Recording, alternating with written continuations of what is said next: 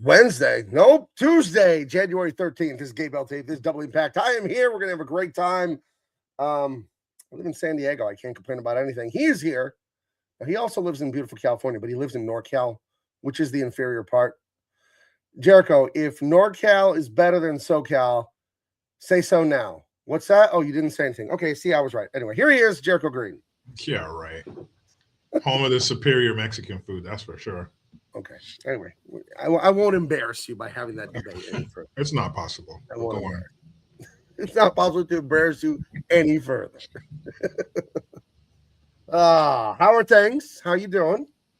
Great. My son just pissed me off real bad right before I went on, so here we are. Did he do something that you yourself did when you were his age? No. Can we know what he did, or we're going to keep this one in house? No, we'll keep it in house, but no, I wouldn't have done that. Oh boy. Okay. Yeah, I did some humdingers growing up. I did some real. You ever do something good and you can't believe it, but you also do something bad and you can't believe it? Sit there thinking about it later, like, wow, I can't believe I really did that. It's kind of amazing. Yep. Too late now. Well, it is done. Yeah, gone. Going.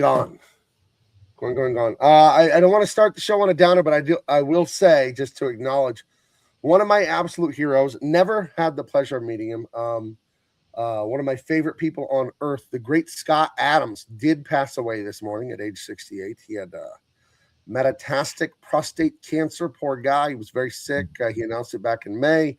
He fought the good fight, and he did say he accepted Jesus Christ as his Lord and Savior at the end. So that's good. It's good. Hopefully that'll be a witness to other people. But one of the great ones, one of the great Americans of the modern age. He did more good for more people than really almost any other public figure that I could think of. Teaching people how to think, how to be positive, how to succeed, how to optimize their life. Really admire the guy. If you want to know about what he did, there's a great book. I mean, he has many New York Times best-selling books. And these aren't his comic strips. These are just like books on philosophy. There's a book called How to Lose at Everything and Still Win Big. I think that's it. And I think that's the name of it. It came out about 5-6 years ago. I have it. But wow, it's good. It's good. He's a great author. And R.I.P. to the great Scott Adams. Yeah. Were you a fan at all? Did you know of him or? No. Which comics did he do? Dilbert. Oh, yeah, I know Dilbert. Yeah, of course. Yeah, so Dilbert is nothing compared to who he was. That was a fraction of his life. He was a Silicon Valley guy. He was right there by you in Pleasant Valley. A couple hours from you, but he was a philosopher. He wrote a lot about life and optimizing strategy. He was a member of Mensa. That's the group of the people with the highest IQs in the world. He was a brilliant guy. And he just talked about that concept I always talk about, systems, not goals. Where if you want to achieve everything, don't worry about the goal. Worry about the day-to-day, hour-to-hour system. I'm a person that does this, whatever it is, every day. And given a long enough time, I'll have my goal. And he really breaks that down for people, how to think, how to frame things in their mind correctly. So, yeah. So, RIP to the great Scott Adams. I started my morning with him for about the last 10 years. He had a podcast here on YouTube. It had, zillions of subscribers and many people watching live every morning, 7 a.m. Pacific time from 7 to 8. And it was called Coffee with Scott Adams. And he would just do an hour, his take on whatever the day's news was. And he always had amazing takes and amazing insight. And he was just a really, really a different mind, a very thoughtful person. So, yeah. So Coffee with Scott Adams, I guess, is over. But he was a brilliant one, the great Scott Adams. Cartoonist like myself, that's how I started doing the cartoons at my school newspaper when I was 22. That was my first professional cartooning work. And I love those. I love those 3-beat cartoons like Garfield, Dilbert, all that stuff. The Family Circus, very, very beautifully illustrated. Not funny at all. Not funny. The Family Circus. Which one was that? Family Circus was with Jeffy and Billy, and the dad was a cartoonist, and it had the mom, and the kids were always like cutesy stuff, but it never had any zing or zazz or. They had like the round heads. Yeah. Yeah, I remember that. Now they were never my favorites either. I remember always reading the funny papers on the weekend because they were in color. Right. I read them every day. I read the papers every day because I just absolutely love that. Hold on, share screen. Yeah, that's that thing we've talked about in the past about the movie advertisements and the newspaper cartoons. We just brought it. Yeah. But yeah, this Yeah, was yeah, I the remember that one. purchase here, you know. So very much a boomer parent, boomer children, and the silent generation, greatest generation parents. It was very much of that. What what's my favorite one comic would be, you know, like a strip would probably be Dennis the Menace. And then what was it? The Far Side, right? That Far Side's calendar. fantastic. Oh, loved those. My mom would give me the calendar like every year for Christmas. But yeah, I loved Far Side. That was You're funny shit. forgetting the greatest comic strip of all time. I would say the greatest comic strip of all time. Maybe we could put this in a poll someday. Calvin and Hobbes.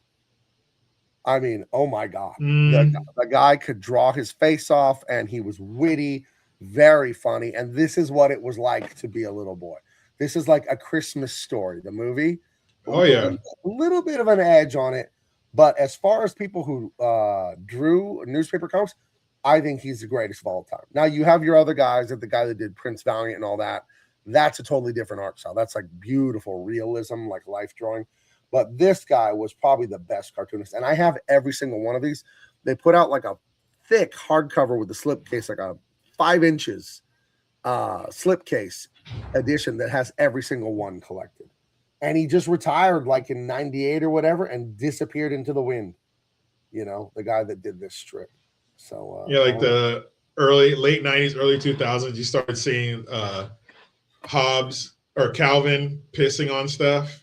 oh my gosh. Like he'd have a Raider hat on, and he's like pissing on the fucking Chiefs. So it's so Yeah, for ridiculous. those of you that don't know, there was the I'll Oh look it my up. Now, god.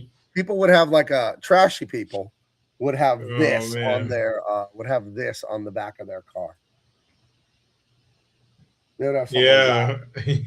Yeah. right? And it would say like society, dude. Yeah. Or the team you don't Yeah. like, or whatever. Whatever you didn't like, you just put it under the If stream of piss. I would always see ones in Colorado that said Raiders on it.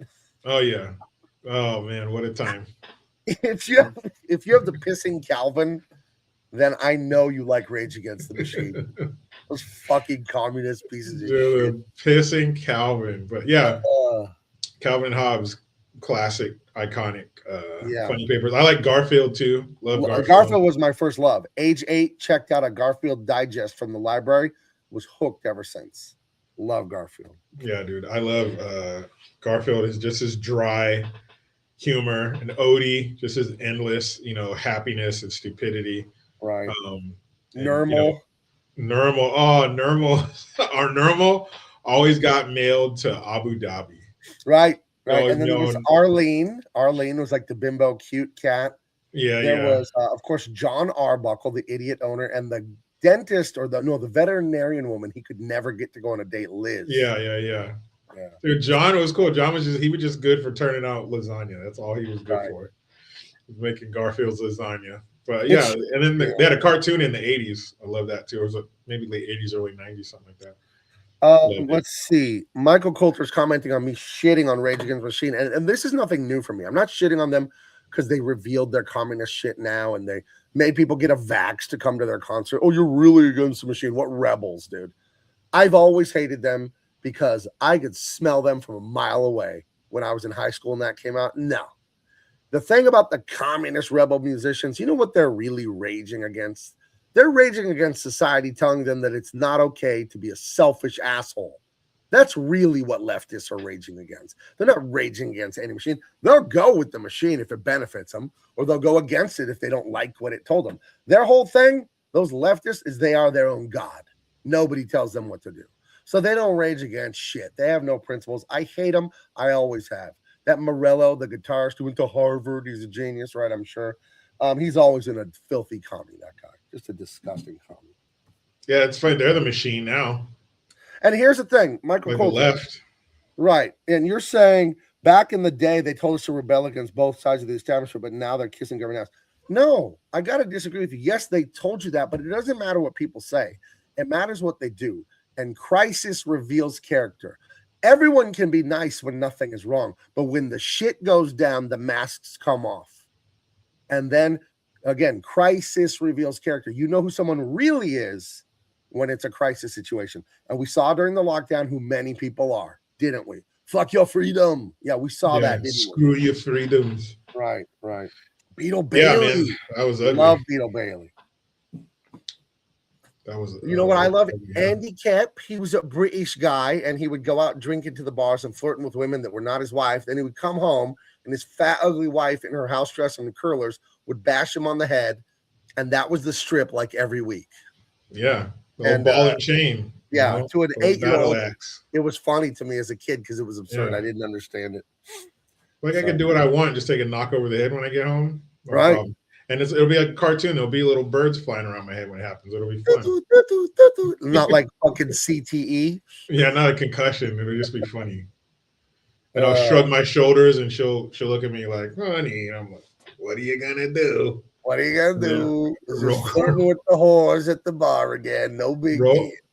Well, if you wasn't such a fat fucking pig, maybe I would never go to that bar. Wallace and Gromit. That's a cartoon, though. That's a claymation. That's not a strip, is it? Is there a strip of that? I never saw it. Huh. I liked Hagar the Horrible. Hagar the Horrible is how I said it. Oh, yeah, the Viking dude. Yeah. And BC, those cavemen. I thought that was witty as a kid and well drawn. There was one with this little weird king that was related. It was the same guy that did BC, did this one with a little king, and I forgot what it was called. Yeah, I remember always my dad read the paper every day, but I mainly paid attention on Wednesdays and Sundays. Wednesdays is when the Big Five sporting goods sale paper would drop, and in the Christmas time it was in color. And then every Sunday the comic strip was in color, and it came with a Parade magazine inside. And that's my mom would get the paper. She'd take the Parade magazine out because that was hers, and then my dad and I would, read the whatever. Comic strip, whatever the hell he was reading in there. But yeah, but that used to be how we got our information, aside from the news. But I think the newspaper was far more informative, and it had, stocks and movies. That's another thing. You want to get the movies, see what movies are coming out, what time the movies are playing. That was all in there. And then that's where you would see the movie posters, the pictures for the movies, right? Nakatomi Tower and all that. It was in the newspaper. The newspaper held so much. The newspaper was your cell phone. It had all the info on it. The latest information was going to be in the newspaper. Remember calling that phone number to get the time? At the time, 976-1234. Yeah. Pacific Standard Time. It was a better world when we didn't have everything at our fingertips in many ways.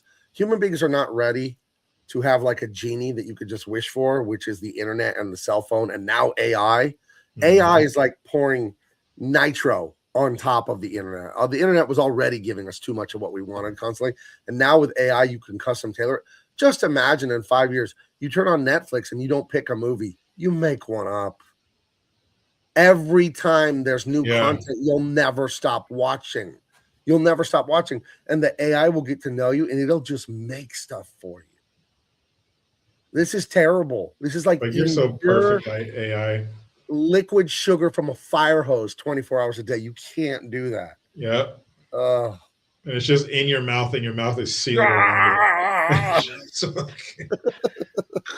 they just open the floodgates, and it's just pumping right into you. This is like Augustus Gloom for drinking the chocolate river. Yeah, except you don't fall in and get sucked into the tube. You just stay there drinking all that fucking pure, unblemished virgin chocolate.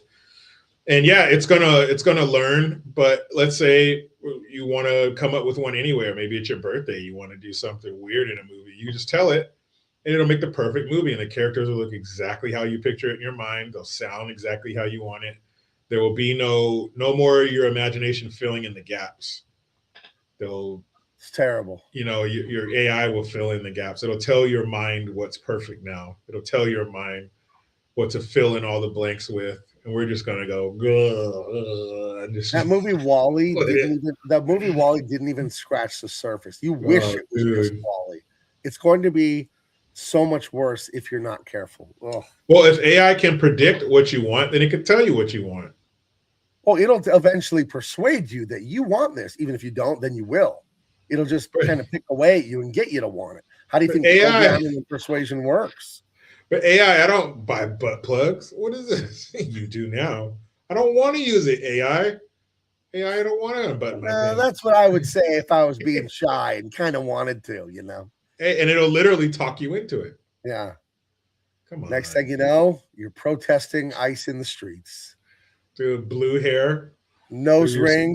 Your sink, your bathroom sink is dyed blue from all the hair dye you've been using.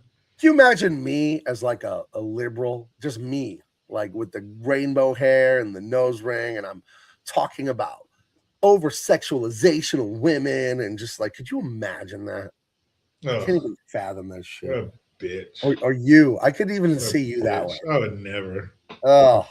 I couldn't say those words. I couldn't speak those words. I think the kind of leftist that I would be the worst, the nightmare for me would be that feminist social justice war. I think for you would be the super race hustler, like black scholar who's blaming everything on the white devil and all that. You can do, it's never your fault.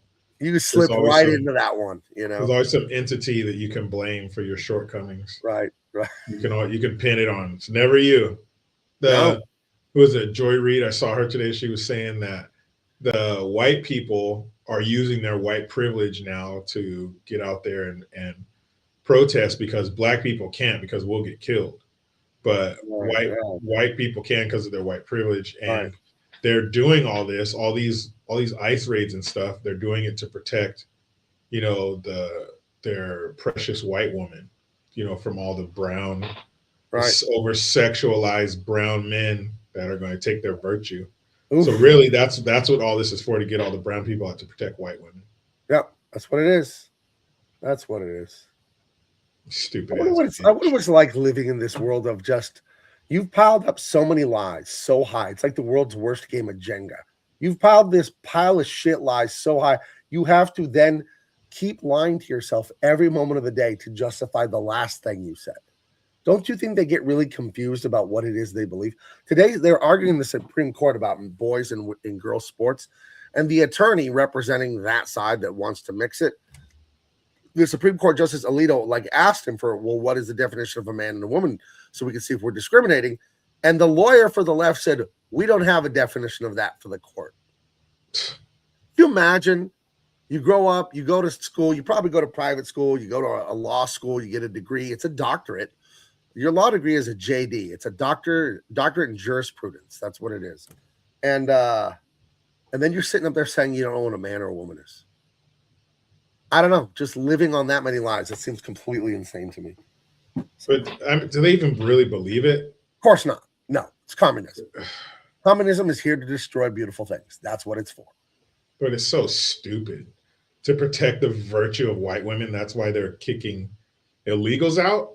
Right. Like even if that's why, do it. I don't want them here. I don't care why you're doing it. Get them out of here. Protect the virtue of white women.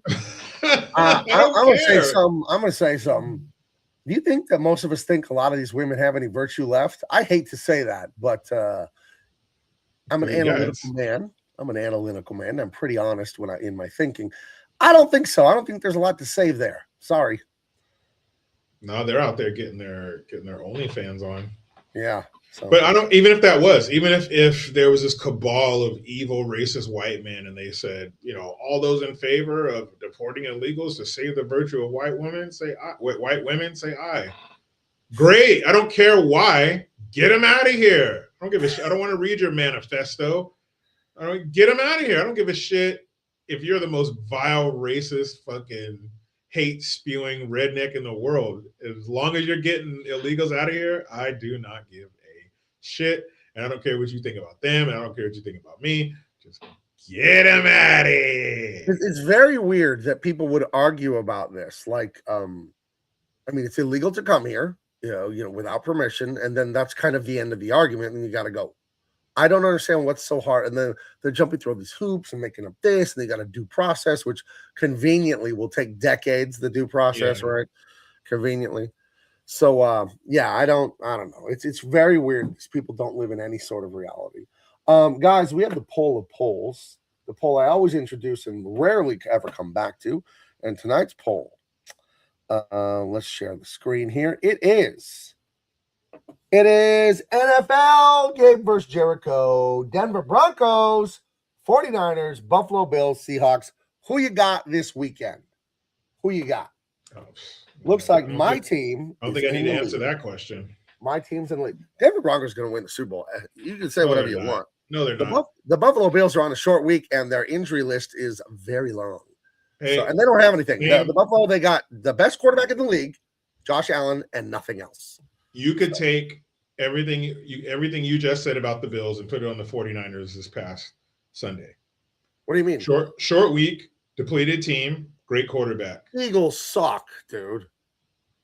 Denver beat them in Philly, 10 a.m. But I'm saying they're a loaded team. What they do with those weapons is not the 49ers' concern. They're a loaded team. They're Super Bowl champions. They have all pros all over their secondary. They have Pro Bowlers on their both lines, offense, defense. Saquon Barkley had a bad year. If you got Saquon last year, he had a great year last year, and he didn't do shit this year. But that's not the 49ers' problem. If you got a garage full of Ferraris, but you decide to pull out your fucking Yugo, that's your fault. It is. The 49ers went into Philly, a very hostile environment, legendary, infamous for being a tough place, a violent place to play it sometimes for other teams. So you go to Philly, it's cold, short week. Name a 49er defensive player? You can't. Right. And if you can, it's only because they've been saying their name for the past 3 weeks. Kendricks had a great game. Yeah, but they got him up literally got him and Wallow, the other linebacker, off the street. They signed with the team on November 26th. Right. So all that stacked against, we went into Philly and we fucking beat their ass. And I thought you would, and I wanted it to happen. I'm telling you, it's going to be 49ers, Broncos, and Super Bowl. I'm telling you, that's what it's going to be. But I think the reason the Bills will lose is because Josh Allen, he can't do it alone. He just can't. No, he's Broncos are the number 3 rush defense, number 1 by a country mile pass rush. And then you've got Patrick Surtain and Riley Moss, the erasers at corner. You got Hufanga, all pro safety. I mean, they're stacked on D. And their offense has been inconsistent, but when it's played right, it's looked fantastic. You know, it'll fall on the Buffalo defense. If they can stifle, they can't. They can't. But if they can, that's going to be their only hope to keep the score. And it's at Mile High. It's at Mile High. They've lost 1 game there in the last year and a half, Denver. They do have the best home advantage in the history of the NFL, the Broncos. They do. They always win at home. And that crowd is insane. It's like the loudest crowd. They're so loud. And the camera's always shaking on 3rd and 4th down. The crowd's screaming, you know. So. But then you have the rest versus rust, issue. No, not with Sean Payton. Sean Payton is like 14-1 with buys. I got all the stats. Me and my son are going crazy on it. Okay. So Sean Payton, he's Mr. Bye Week. Brian Knapp says, my Seahawks finally have their secondary back, and the 49ers have a patchwork defense and no George Kittle. That is terrible what happened to George Kittle. That is true. Non-contact torn Achilles. Ugh. But he was contacted. He was being tackled. But I mean, it wasn't like he got bent funny. It was just normal. He stepped to plant his foot, and it was like yoing, the rubber band snapped. Well, that can be said about the 49ers all season. A patchwork defense and no George Kittle. George Kittle didn't play like 7 or 8 weeks this season. Like half the season we didn't have him. So this ain't the first time having a game with no George Kittle. You know what's hilarious to me about the 49ers? They remind me of Denver Broncos from the 90s because the coach is the son of the Broncos coach, right? Mike Shanahan, Kyle Shanahan. What I love about the Niners is Juszczyk and McCaffrey. That's Griffith and Terrell Davis. It's the same thing. The badass fullback and the badass running back. I love it. I love it. I love it. I love it. I really do want them to go all the way and then lose to Denver in the Super Bowl. No. But I am rooting for them. Shanahan is going to beat his dad's old team. His dad's going to give him a look. He's going to stomp him out. He's like, you wouldn't do that to your old man, would you? He's like, I would. And he thrust his katana into his torso. I love you, father. And then Mike Cannon tells him, I'm just glad it was you. Exactly. And it wasn't someone else, son. Yeah. So, Yeah, it's gonna be awesome. You guys, okay, let's say you get past the Bills and you still haven't played any given Sunday, but let's say you get past the Bills, you're probably going to have to face the Texans. Houston. Yeah. And that which defense Denver already beat. Already beat them. The vaunted defense could not stop the Broncos from scoring more points. So there you go. Okay. Like, oh, everyone's like Danielle Hunter, this and that. Denver has a better pass rush. What do you want me to tell you? Everyone like is glazing Houston's like sack master defensive ends that have lower statistics than Denver's. They're defensive tackles that don't have as good statistics as Denver's. Stingley, who isn't as good as Patrick Surtain. I don't understand it. Denver gets no respect. None. No respect at all. Hey, that's how it is on the West Coast. You guys are on the coast, but how we do it out west. They're a Western team. Yeah, they are. You know how it is out west. We don't get love out here. It's all right. That East Coast bias. Asses. We'll just have to beat people's asses, and they'll. That's fine. We'll see you in Santa Clara. Yeah, that's fine. We will see you in Santa Clara. Denver will be the home team in your stadium. That's fine. That's fine. We will tear up the visitors' locker room with fucking champagne. Please, Jericho, please tell your people to destroy the stupid Seahawks. Because just in the Trump era, I hate Seattle and Portland just because of what those cities represent. Oh, dude. Did you see the chief of police for Portland? No. Is that the guy that started crying when he was talking to his Latino community or whatever? Yeah. Because these two gang members that got killed found out that they were Tren de Aragua. What? I thought that wasn't real. I thought that was made up. So real. So when he goes, I want to talk to the Latin community first. I am so sorry. And he starts crying, dude. Takes his glasses off, gets a handkerchief and dabs his fucking eyes because he's crying over two illegal gangbanger pieces of shit who got killed. We're trying to kill Border Patrol agents, allegedly, right? They're trying to kill Border Patrol. Border Patrol dumped on them and killed them. And come to find out, they are members of a recently, what's the word I'm looking for? Not categorized, but designated. Right. They're recently designated as a terrorist organization. What? So you're up there shedding tears, literally shedding tears over two dead terrorists. Crying. Hold on, I got a message from Matthew Martin. Hold on. You fucking bitch. Yeah, I saw that and it was just disgusting, dude. Dude, the sheriff of Philadelphia, get that bitch. First of all, send her back to school. I like her. I like the DEI, the sheriff of Nottingham is who she is. But she sounds, it's not that she's, spewing these communist, leftist, progressive bullshit talking points and echoing this ridiculous narrative about ICE. She sounds dumb. She sounds like she didn't finish school. She's saying, I don't know about that. We ain't doing all that. She's uneducated. She sounds stupid. She sounds dumb and ignorant, like she didn't finish school. That's not good. The top cop is supposed to instill fear in criminals and hope and optimism and courage into the people and their subordinates.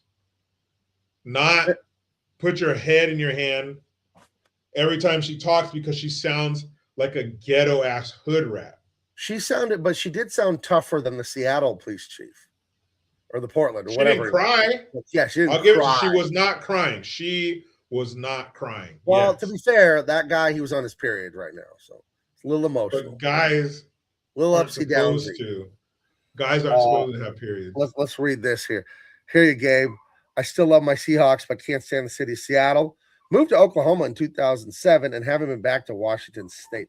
I've been to Seattle exactly once in September of 2000 when I worked for Home Depot in college. It used to be a good company. It was still privately owned by that guy that owns the Atlanta Falcons and the other guy, Bernie Marcus, Arthur Blank. They were great owners. They paid a lot, like In-N-Out Burger or Chick-fil-A or Buc-ee's, these companies that are owned by like good American people that pay a lot.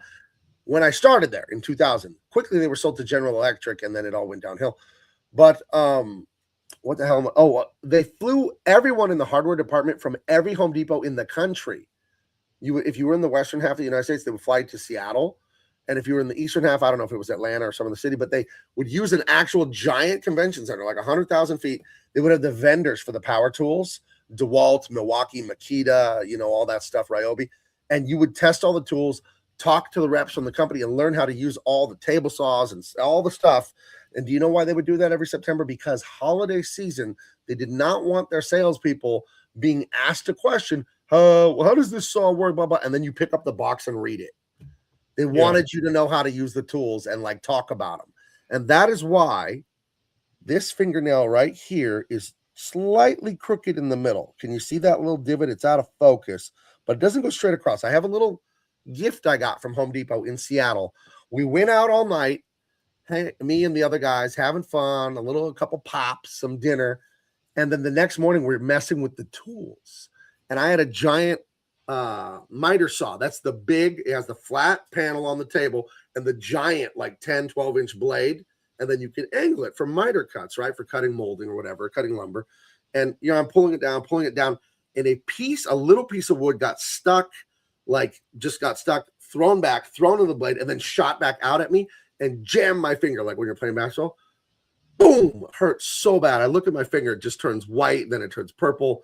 And I had to go to the hospital because it was so fucked up. And they took this little device where they push a button, and there's this like little needle on the front, and the needle turns bright orange, yet white hot. And the doctor just stuck the needle in my nail, burned a hole, and blood just came out. And then wrapped me up, you know. But I lost a little bit of the front of my fingernail on that one. And eventually the whole fingernail fell off, and then it grew back. But I flew home from Seattle that day to Greeley, Colorado, Denver. And at altitude, what I didn't know is if you're in pain, it's worse. And I don't know the science behind that, but that's what they told me. And it was throbbing in my finger, the pain of getting smashed, all the way up my arm, dude, like a heartbeat for like the 2-hour flight home. It was awful. So thanks, Seattle. You know, at least I just got hit with a little piece of wood and I didn't get my finger cut off. Yeah, or something fucking like finger. That would have helped with the career. So that was my one time in Seattle. We ate at a waterfront giant bar restaurant called The Ram one night. And I remember it had really good food, but I remember there was a picture of Bob Denver that played Gilligan. There was a picture of Bob Denver in the bathroom, like over the urinal or something like that. And it was right about the time Bob Denver got arrested at the airport with weed. So yeah. Gilligan liked the hippie lettuce. He was getting all stoned going and watching people's dicks in the bathroom. No wonder that ship got lost. He was stoned out of his tree, him and the captain. He was lit up from the tit up, dude. He was in charge of the map. He had them all over the place. Oh, 3-hour tour. Captain, I think I've been holding this thing upside down the whole time. Gilligan, you fucking idiot. Now, hold on. We mentioned Gilligan. You know what the question is. Marianne or Ginger? Or Yinyer? Yinyer or the sleeve? I mean, as a young man watching that show, definitely Marianne. Okay. Well, I'm a Ginger guy, obviously, but I'm gonna pull a reverse on you here and say I'm going for Mrs. Thurston Howell. Lovey. Oh. I love her, and I'll tell you why. She may not be anything to look at, but I know she probably can. Can she cook? She's wealthy. She might not cook, but no. I'm young in this scenario. I'm in my 20s. I meet Mrs. Howell. Mr. Howell is not long for this world, but probably is neither is Mrs. Howell. Then I do my 5 years with Lovey, and then I'm a multi-zillionaire. There you go. And then how? I swoop in on Ginger after I'm rich. But how are you going to get the money? If we're getting off the island. The professor's going to make that coconut radio thing. And yeah, but how are you going to get with her so you get his money after he dies? Well, I'm going to get. He's going to die, and then you're going to. He's going to die. Mr. Thurston Howell, he's not getting off the island. Let's just put it that way. I'll make sure of it. He's not getting off the island. He had an accidente, as they say, and a slip and fall. Yeah. So slip and fall into he slipped and fell and fell on that rock in the back of his head 3 or 4 times. Yeah. You think he couldn't open his teeth? You think that was like a genetic thing? Or Lovey. You spilled wine all over the duvet. Thurston Howell. Dude, you better be somebody, if your name is Thurston Howell, If you get named Thurston, don't worry. You're going to be rich if you're not you'll be already fine. rich. Can you imagine being named Thurston Howell and you're broke? Yeah, that would suck. Your name's You're this kind of Maximilian. broke. You got to drive to work, so you take the license plate off of your like auntie's car, put it on your car, so you have valid registration. You're playing with the law. That's some ghetto ass behavior that I witnessed firsthand. Not me, but I've seen people do that. We're like, let me take the plate off your car, so I have the registration. Like, oh boy, dude, you're playing with the law. Oh boy, ooh, don't do that, kids. Yeah, do not do that. I am not a lawyer, but I will tell you, don't do that. That's illegal. Don't do that. Yeah. Don't play with California's money. Lovey, let me borrow the license plate to your car. To your vehicle. Oh my goodness. Don't do that, guys. Keep it legal. What was the low point for you, like in career-wise? When I got out of high school, I had been a gardener in high school. My cousin had in Southern California, there's a lot of lawn care business. My cousin had one for a couple years. We'd do 30, 40 yards on the weekend. I started that when I was 12, did that till I was about 15. Then I worked at Pizza Hut until I was a senior, and I didn't work my senior year. But then when I graduated, I was a janitor for like 2 months, got fired. That's the only job I've ever been fired from. I was a janitor at a shopping center, 7 days a week, 6 a.m. to 10 a.m. Worst job of all time. Worst job. Mopping up sweeping up cigarette butts, emptying trash cans. And a bunch of hobos live behind the grocery stores and all that. And I think I told you this. I got fired because someone threw up all over the front entrance. And it smelled like fish tacos and tequila and rice. And I couldn't get near it. I was 17. I was being irresponsible. I couldn't clean it up. It would just gross me out. And I left it there for a day. So they fired me. So that's fucking gross. Yeah. Never been fired otherwise, though. So what was your low point? Because I think being a janitor was my low point. Definitely landscaping. That fucking sucked. Yeah? That sucked. When did you do that? Oh, man. I don't know, like in my early 20s. Yeah. Full-time gig? Yeah, it was out in near Morgan Hill. Don't know. Oh, it's Gilroy. Oh, okay.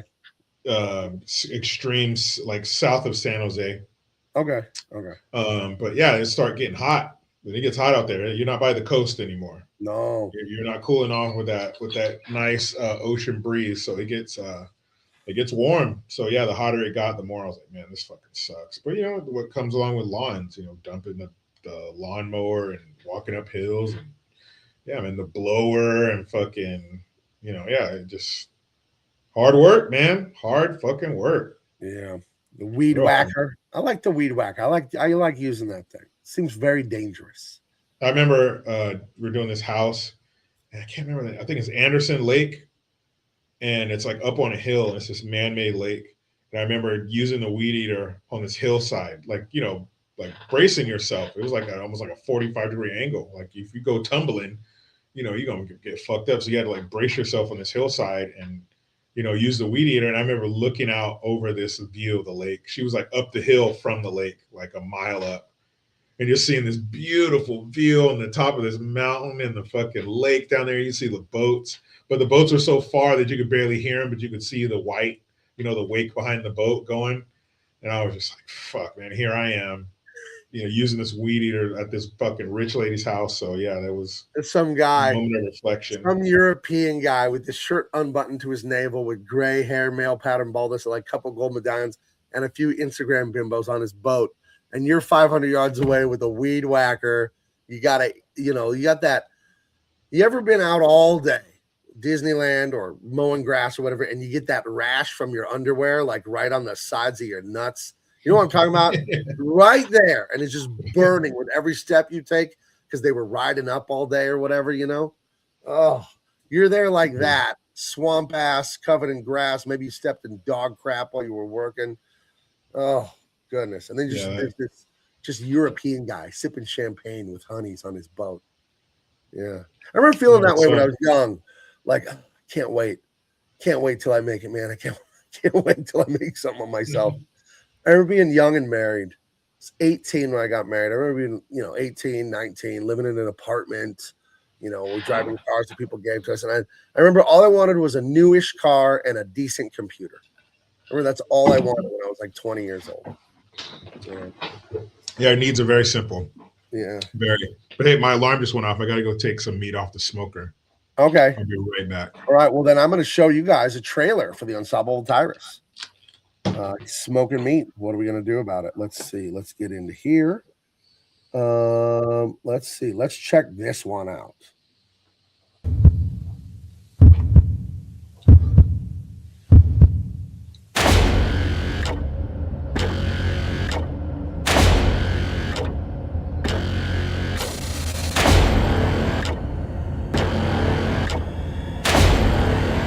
Hey, we got to go back. That didn't pop up on the screen.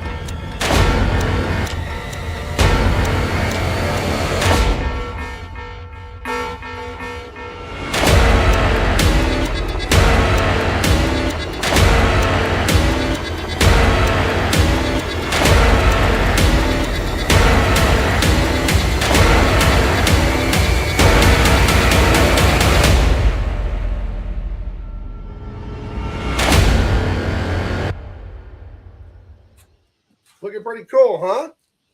Very excited about this. Hold on, let me bring myself back up here. Yeah, so that's a little trailer. I put together a bunch of trailers, we got a lot of fun stuff coming for you guys. Just got these in the mail today. These are samples. I always print out samples of books and apparel. For the Unstoppable Tyrus, 128-page awesome adventure. You're going to love this thing because you guys love action. You love adventure. You guys are smart. Look at this thing. I went back to 90s style with the royal blue, and then I went with the magenta for the Tyrus logo. That's a really hot pink. It's not coming through great on the camera because some of my lighting is pretty bright, but these shirts look gorgeous. Absolutely gorgeous. So yeah, the Unstoppable Tyrus. I also printed out samples of the book. I'm going to show you guys these. Here are samples of the book. The book is complete. That's the great thing. When you go to bigmancomics.com, guys, you know you're going to get this thing. When you pre-order on the crowdfund campaign, you know you're going to get it because I'm going to prove to you it exists. It's right here. Look at, there's one cover by me. There's the second cover by me. Yeah, this is awesome. This is Ninja Turtles, Incredible Hulk, Avengers, all that great superhero stuff with a dash of like the Legend of Zelda. What? Like, yeah, ancient temples, ancient prophecies, stuff like that. You're going to absolutely love the Unstoppable Tyrus. So we've got apparel. We've got all kinds of books. I still have one more cover I have to make. I have to ink it. I got the pencils today from a Marvel Comics artist, a pretty good artist. He did a cover for me. I hired him to do it. Well, let's see. I also want to show you this right here. Here are all the covers I was showing you. I'll show them to you in a digital format so you can see them, and then I'll show you the book real quick. But okay, so here I'll bring up those covers. But let me show you the book. Those were all in packages, but here's the book out of a package right here. So this is it. 128 pages, full color, hilarious, exciting, thrilling. You're gonna just love it. You're gonna absolutely love it. The name of this volume is You Still Believe in Me. And yes, that is the name of a Beach Boys song. But it's very apt for this book. And those of you that have read my stuff before, you know that it's great characterization, amazing dialogue, a little bit of humor sprinkled in. You know, Indiana Jones has like 2 or 3 jokes in it. Not too many jokes like the Marvel movies. We've got a little bit of humor in here. We've got beautiful artwork and just rock 'em, sock 'em, knock their blocks off kind of action. Just thrilling stuff here. And of course, there's a little bit of romance. You're going to love it. You're absolutely going to love it. But this one with like the calligraphy title on it, can't get these. These are the preview copy, not for retail. I printed these up, mailed them out to friends. I'm going to ask Jericho if he got his. I checked on stamps.com and it said he should have his. So let me see. Hold on. Let me share my screen. Hey, I'm trying to push the button to share my screen. Share screen. Entire screen. Okay, so here are those 4 covers. Oh, 5. The 6th cover I can't show yet because I have not inked it and colored it, but I'm gonna have that done by like Sunday. Wrong one. Remove you. Remove from studio. Okay. No, jeez. I had to say. Okay, there we are. There's cover A by moi. Or when Miss Piggy would go moi. There's cover A by yours truly. That was really fun. I drew that one and colored this one. Same with this one here. I illustrated this one and colored it up. You got Tyrus there in the middle. You got these mana beasts, is what we call them. Half human, half animal hybrids. Ancient prophecies. A pro wrestler who got dumped by his girlfriend and went to prison. What the hell is going on here? How did he get turned into a blue behemoth? You're going to love this thing. The Unstoppable Tyrus. I love the logo. I just came up with that logo like less than a month ago. I had the old calligraphic logo before that looked like a book plate, but we've got the new logo now. I love the goat. And you're going to love the names of these characters too. They're very, very much the kind of names I would give them for sure. You know, when you see the names, you're going to remember certain things I've said and done. But yeah, these are the 4 main covers. Then I wanted to focus on the beauty of women. So I commissioned this cover from my friend Jackson. He and I worked on Wonder Woman together at DC, and I always knew he drew beautiful women. So we have Tyrus's girlfriend and one of the main villains there, kind of a really fun cover of 2 women. And then there's another cover. You're going to be blown away when you see that one. You're going to absolutely love it. So good evening, ma'am. Let's see. Wow, Gabe, that's awesome. You know what's the best thing about what you do is nobody can cancel because you don't have sponsors. Well, yes and no. I have sponsors. You guys, when you buy a book, you're quite literally direct sponsors. So my business is B2C. It's business to customer. My business is not B2B. It's not a business to business is how I make my money. I don't sell things to businesses per se, although I suppose I would sell packs of these 2 comic book stores and bookstores, but that is not the main avenue I'm doing right now. When Tyrus and I launch this thing next Tuesday, it's a crowdfund on my website. You go to bigmancomics.com. I'll show it to you. Jericho's smoking his meat, so he'll be back sooner or later. Hold on, let me close this. Sorry. So if you go to my website, I'm going to jump on my website here. I'll show you what you do. Maybe I should put an explainer video out there explaining people how to buy the crowdfund on my website, because I do know Tyrus's audience. A lot of them are like baby boomers, and maybe they haven't bought a comic book off the internet before. You know, maybe that's not something they've done. So it might be something I want to do is to bulletproof that by making a little video. Here's how you do it. I think I will do that. If it'll load so I can quit filibustering and filling airtime with just me chit-chatting here. Okay. Let's see. Hold on. Bigmancomics.com. Hey, Jericho. Are you back? I am. Oh, okay. I wasn't looking at the thing. I was showing them covers and showing them the trailer. I'll show you in a minute here. But I want to show people, if you go to bigmancomics.com, this is the website. And you just click on this, the Unstoppable Tyrus, right there. Takes you right to the page. You get to learn what the book is about. Now, on the 20th, right here on the right-hand side, will be all the ways you could buy it. All the different covers, all the different T-shirts, all that good stuff. You're going to see all that and be able to click and buy easily. My website, I've been using it for 2-3 years. Right at the top here, get on the mailing list right now. Stay up to date what's going on. But yes, we're going to blow your socks off. You're going to love this thing. It's going to be a lot of fun. Let's see. Michael Coulter says, Gabe, business to customer. That's what I'm talking about right there. That's awesome. I wish more businesses were like that. Well, by the very nature of businesses, some businesses cannot be like that.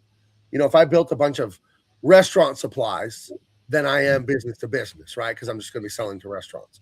But I get your meaning. But business to customer, it's because I'm making the final product. So yeah, I don't have to deal with other businesses insofar as selling to them. I work with other businesses all the time, buying from them when I print the books, when I do all that stuff. But yes, these are the covers here. You're going to love it. And again, this is the completed book right here. The book is done. 128 pages. I started drawing this last Christmas, like a week before Christmas. But yes, this is the proof positive. I'm a real boy. It's a real comic that already exists, because in the independent like crowdfunding space, and not just comics, all kinds of crowdfunding, people take a bunch of money and they abscond with it, allegedly. People think about the money and then they don't deliver the product, or they deliver the product years and years and years late. So it's not great. Let's see. You guys heard what Joe Rogan was saying about ICE. I'm so done with the guy. Nah, I don't care. I don't care. I don't. Everyone has their opinion, and I know what mine are. And I'm sure he's devastated. Joe Rogan is devastated about ICE. I don't know. I have no idea what she's talking about. Like, every once in a while, it's like, oh, dude, I forgot you're still a liberal bitch on the inside. You know, that's one of the things about being on the. What I realize about anti-wokeness is that many of my allies actually are not with me morally as a Christian. They just don't like wokeness. So they're against wokeness. I'm against wokeness. But then I am for Christianity and the family and all these things, and they're not for those things. And that's been a weird one for me, because I'm like, well, if you're not for those things, you are against them, then you're just a different flavor of woke. Like, who cares then? You know, so to me, it's like just different kinds of leftists, to be honest. So, but you know, hey, it's a free country. I have seen some people crying about the ICE saying, oh, it's mean, you're separating families. Yeah, so people break the law, they get separated from their families. If Jericho went out and knocked over a 7-Eleven tonight, he would be separated from his family. I can't bring him with me. No, but I mean, can't bring him with me. If they arrested you, you're going to be separated. Yes, that's what happens. That's kind of the main thing. That's the whole point of imprisonment and punishment, is separating you from your family, your life. Yes, and it does hurt the family. It does hurt the family who's innocent, but you should have thought of that when you broke the law. As a husband and a father, Jericho, you tell me that you're going to tell me I'm right on this. You've been tempted to do something that is not legal, get in a fist fight or whatever, and you thought about it because you have a wife and kids, right? Yeah. We all have as men. You know, you're out, something happens, and you're like, I'm going to kick this guy's ass. And then you play it out in your head because you're not a moron. You're like, well, we get in a fight. I beat him up. Cool. I go to jail. I beat him up. I really hurt him. That's really bad. I really go to jail. We get in a fight. He beats me up. Maybe we both go to jail. Bad. I beat him up. He hurts me real bad. Maybe I go to a hospital. Maybe we all go to jail. Where's the good outcome here?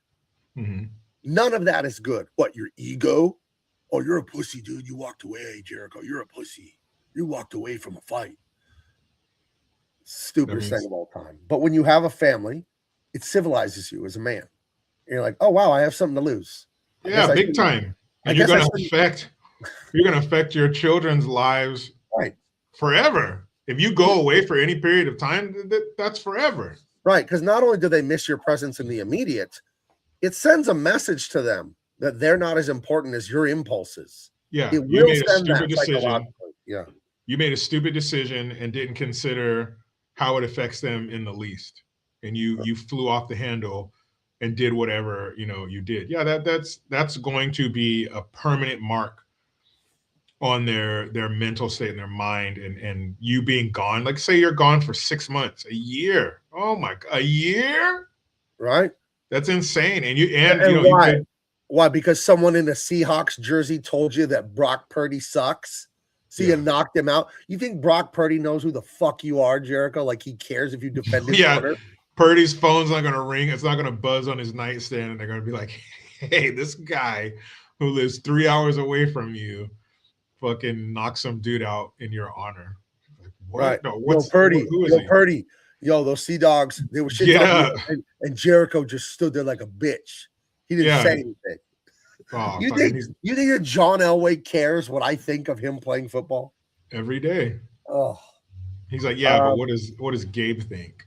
Right. Yeah, John Elway's got to, he's like, okay, I'll do it, but first let's check on what Gabe thinks. But Heather is complaining about Joe Rogan saying that Renee Good should have been shot in the face. Well, she shouldn't have, but the reason why she did is because she got brainwashed by leftism. And it is a tragedy. Disagree with her. I completely disagree with her tactics. I think they are illegal, allegedly. I think it's ugly, disgusting. I think the ideology is horrific. Her humanity is not lost on me. That's someone's baby, someone's mother, someone's sister. That's a human life with equal value to all other human lives. It's a tragedy. in my not a lawyer opinion, not law enforcement, what is the officer supposed to do? Someone starts running you over. Are they going to run over other agents? What are they doing? I don't know. You have. I would like to see anyone put in that situation and have a millisecond to react. No, he should have shot her in the leg. He should have shot both tires and then the leg, right?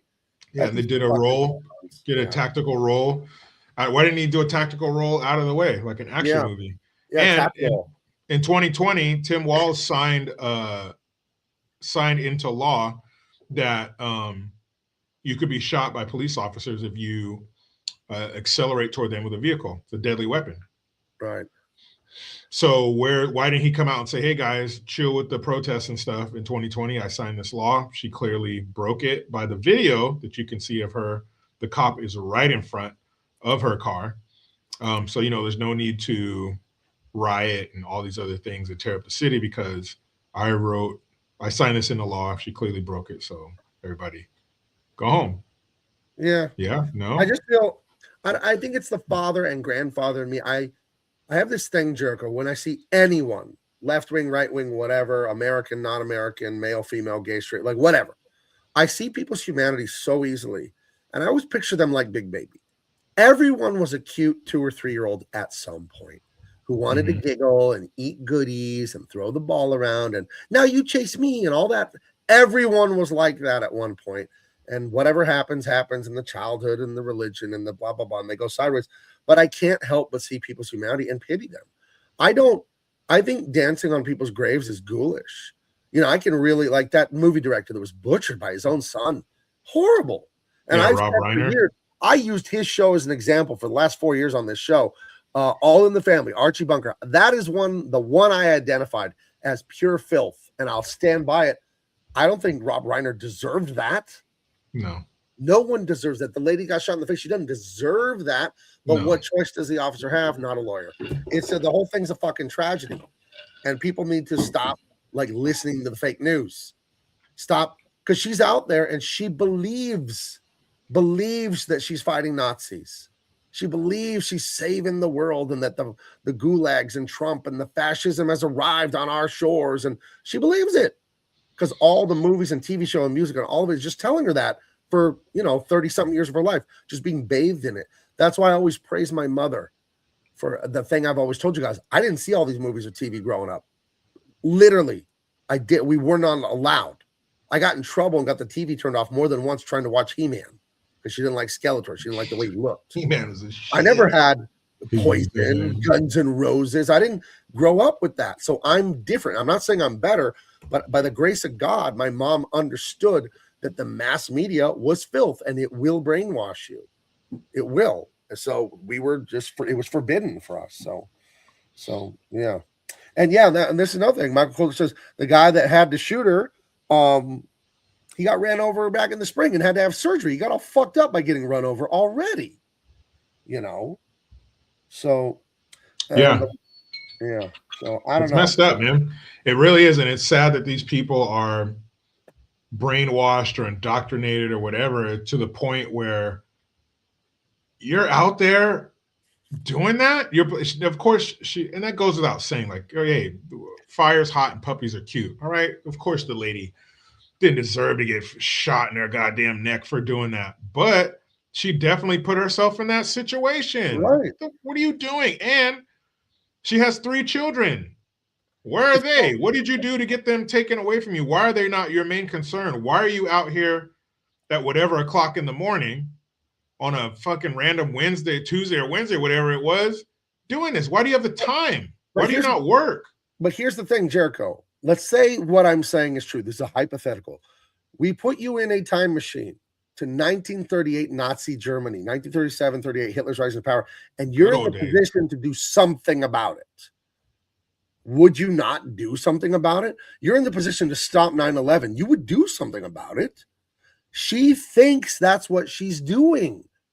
It's insane to me, but I know they think that. At least with Hitler, there was proof.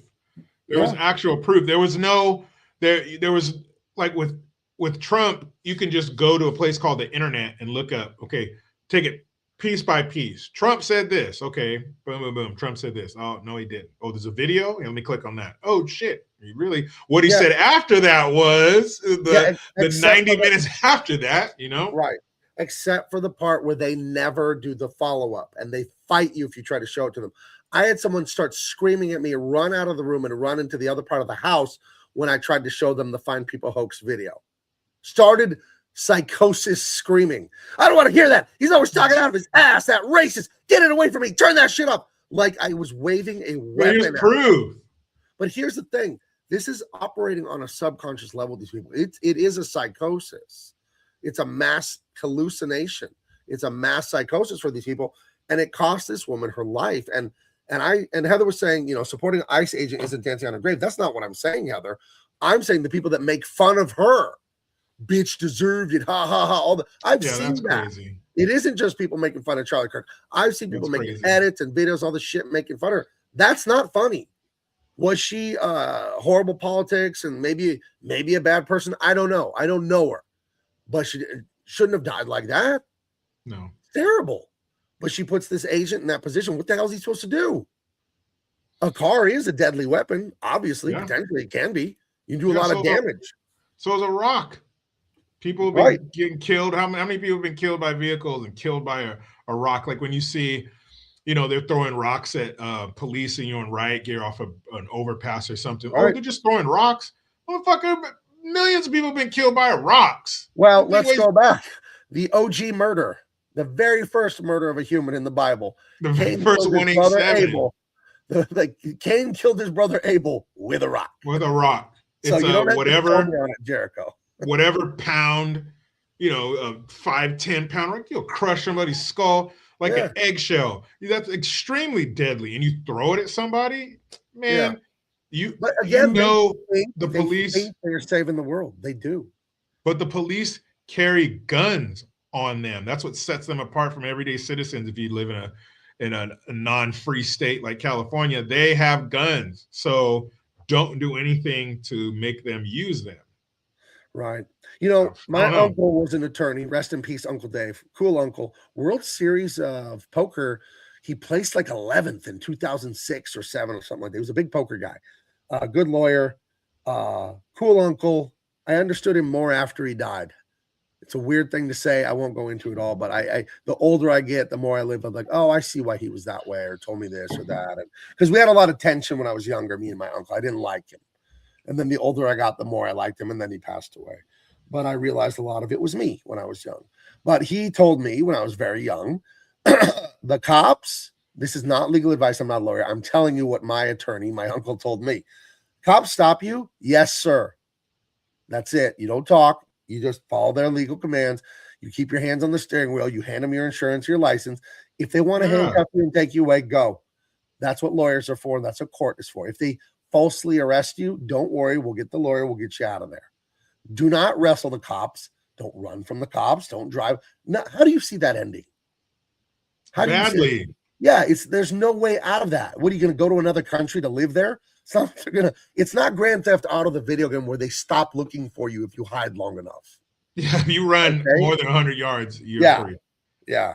They stop chasing you after 100 yards. Well, and I told my kids that when they got their driver's license, I showed my son, here's how you change a tire. If you're on a hill changing a tire, you put a brick behind your back tire so the car doesn't roll when you get on the jack. And it actually saved his ass because he was on a hill changing a tire. The car fell off the jack, but the rock stopped it from rolling away too much. And but I told them, if you get stopped by the cops, you turn the lights on, you get your insurance and all that, you keep your fucking hands on the steering wheel. Yes, sir. And you don't answer their questions. Just yes, sir. You don't like start talking because they'll just use it against you. And you behave. And then if they did it illegal, they did it wrong. There's a body camera, there's recording. We'll go to court. You'll be fine. Yeah. Let them do what they're going to do. Let them say what they're going to say. You just be polite, respectful. And then if anything was done wrong, improperly, illegally, take care of it. Yeah. Well, I think Heather says she wished she would have listened to cops. Yeah. Me, you, and her kids probably wish that, and her whole family. And I tell you this, I don't know him, not a mind reader. I'm sure the ICE agent wishes he didn't have to do that. Yeah. They don't and I'm sure he has all kinds of questions and regret. Is like, Well, did I have to do it? Was she attacking me? Was she this? Was she trying to? He Mhm. doesn't know, and he'll never know because he can't ask her. And he has to live with that. You think he's happy? You think he enjoyed that? This isn't a fucking movie or a cartoon where people kill people and they're happy about it. You ask anyone, I have friends that are veterans that served in the global war on terror. It ain't fun killing people. I have friends that were in the army on the ground in Afghanistan, in the army, soldier, just foot soldiers. They were not, high level, whatever. So I had a friend, one of his jobs was clearing buildings door to door, striker vehicle. It's a big vehicle. You put a bunch of troops in it. They jump out of the vehicle. They kick doors in and they shoot people from feet away, from yards away, shotguns, rifles. It's a mess. It's scary. It's disgusting. Your friends get killed. You're killing people. And it's a nightmare. Nobody wants to do this shit. It's awful. It's truly awful. So my heart goes out to all of them. The people I blame the most, I blame the individual, the lady, because hey, come on, you're an adult. But I also know she's a victim of the brainwashing. And this is why, and I don't mean to make this about me, but it is who I am. This is why I quit working for Warner Brothers. This is why. And you say, how? How is Superman related to that? Because when I help Warner Brothers with my tremendous skill write awful stories about the white man and the Nazis and the ICE agents or fascists, when I make stuff like that with them, I am brainwashing Renee Good and people like her and getting them hurt, killed, arrested. And even if none of that extreme stuff happens, I'm just making them miserable because I'm lying to them about a nightmare they're not really living in. This is why I quit working there. It's directly why, because I didn't want to tell those kind of stories. Because I know the power of art. It's the main thing. It's the main vehicle they use to control things. Movies, TV, music. I thank God my mom didn't let us watch this stuff. I'll be right back. All right. So yeah, it's heavy stuff. It's a really sad time for our culture and our country. And we are in a war. I think a lot of people don't understand when they're in a fight. And like you are in a hot culture war. And it is there are metaphorical shots being fired every day in the way, mostly the news reporting, the music, the movies, all that stuff. The way that stuff is done is an attack on you and your culture and your family every day. It's why I do what I do. It's why I made this stuff. Is this like a sales pitch? Of course it is to a degree. Business is what I have to do. It's what I do. But it is the truth. I could have just stayed at Warner's and Disney. I am that good. They loved me. I could have just stayed there if it was all about the money. But to me, there's like, you got to be able to sleep at night. If I'm just making stories about fascist this and sexist that and homophobic this, I'm ruining people's lives if I make that kind of stuff. Literally ruining their life by brainwashing them about a hell they're not really living in. Let's see. I feel really bad for that ICE agent and his neighbor that was doxing him and gave out his address on. Yeah, that's terrible. Yeah, that's, I'm a strong believer in the Bible. I quote it on this show. I'm not better than you. I'm not a holy man who's better than you. I'm only saved by grace. I'm a sinner. So don't take this the wrong way. But I just remember certain Bible verses when I hear stuff like that. And there's one that says, God is not mocked. As a man soweth, so shall he reap. So you got to be very careful when you're doing things because it will come back to you. If you sow corn, you'll grow corn. If you want to sow a bunch of weeds and thorns, you're going to grow those instead. So be careful what you're planting with your actions, So it's a woman neighbor. Yeah, the woman thing in our culture is out of control. The misery and bitterness and anger that so many Western women feel, and they don't know how to manage it correctly, and they become destructive to society. It's really a tragedy to see. Because when a woman is in their purpose and in their element, it's a sight to behold. It's a thing of beauty. My wife is that way. She's beautiful. She's ultra feminine. She's super caring and patient. She's super agreeable. You know those women that just disagree and henpeck their husbands? Never happens to me. I don't get nagged. I don't get a honeydew list or chores on the weekend or anything like that. She's my sidekick. She lets me lead, and then she does everything in her power to fulfill the plan that I come up with. And it works. That's the design, by the way. That's how we're designed as men and women. As men lead, and then women are the helpers, and we both win together. And it's a thing of beauty when women are in their element, being mothers, being the homemaker. Men can't make a home like women. If I live by myself, my mattress might be on the floor. You know what I mean? Like, come on. Women love to make the nest They love to feed everyone. You know, there's scientific research that shows from birth, females, women, girls love people. That's what they're interested in. And men are interested in things. Then you think about what we do. Yeah, men make cars, we make computers, we build careers, we like things, and women like people. And that's a major sex difference in our mentalities. And it's what makes the world go. You need both. Well, if both of us did it, then someone would be ignoring the home. And if both of us like people and nobody like things, then nobody would build dams and bridges and refrigeration. So I don't know why people are trying to fight nature, trying to fight God and fight science. I guess the devil started the fight in the very beginning, and people are unwittingly following him. But it's really sad to see, man, when Charlie Kirk got killed, the reactions I saw, the ugly ones, it doesn't make me mad. It makes me like sad for that person. You're going to have to stand in front of God someday and explain why you had that in your heart. And when I see people talk about this Renee that got shot in the face, dude, and they're laughing at it, you're going to have to tell God one day why you thought that was funny, why you thought that was okay. It's sickening, dude. You know, I don't think people really do. They're just doing that. It's for people show. To be outraged. Yeah, for people to be like, oh shit, I can't believe he did but that. Don't you think that's okay? Let's say you're joking, you're making like a real edgy joke, and you don't mean it. Don't you think that's still bad though to even joke that way?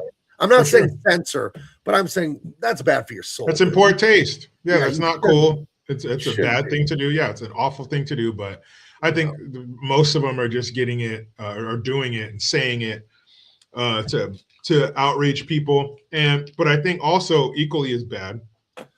I would be open to the argument that it's worse. Are people who are using this for their own gain to get eyeballs on themselves. For example, you have people at the Golden Globes. One of them was Mark Ruffalo.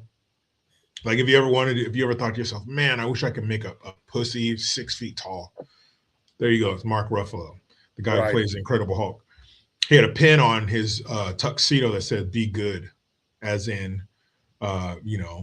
be like Rachel, or what's her name? Rachel? What was it?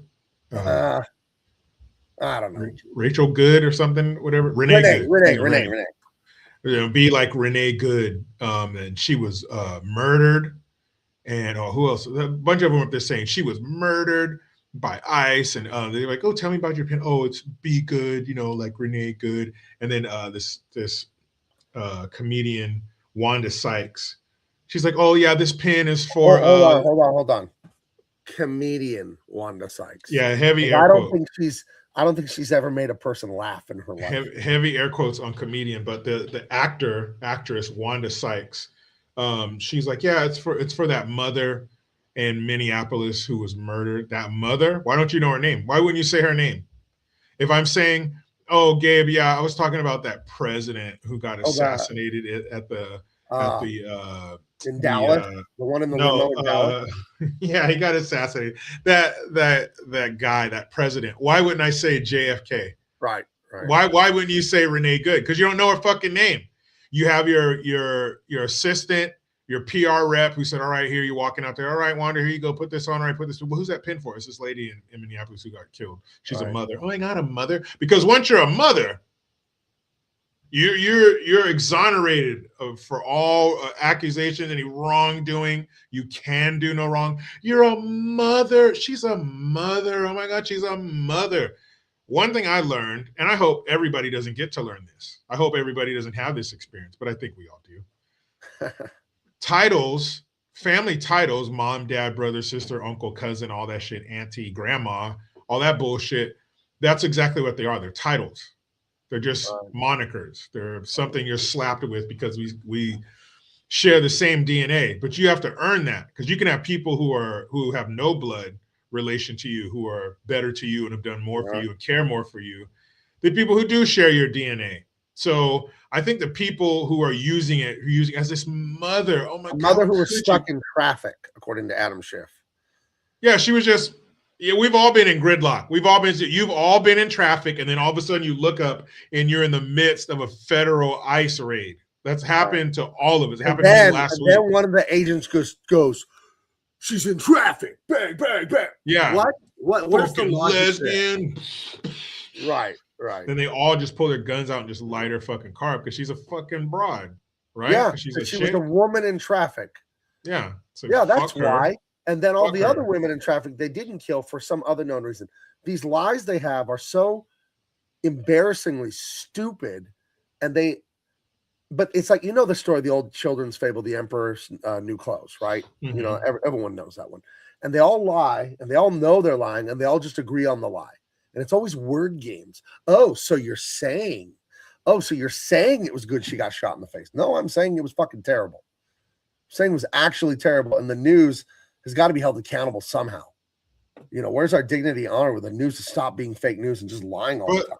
But who is Adam Schiff targeting with that obviously ridiculous statement that she was stuck in traffic? Well, the barrier separating you and the truth, that lie is a barrier, and that lie is like wet toilet paper. How much does it take? How much force does it take to break through a piece of wet toilet paper? None. So why wouldn't you break through that to the truth?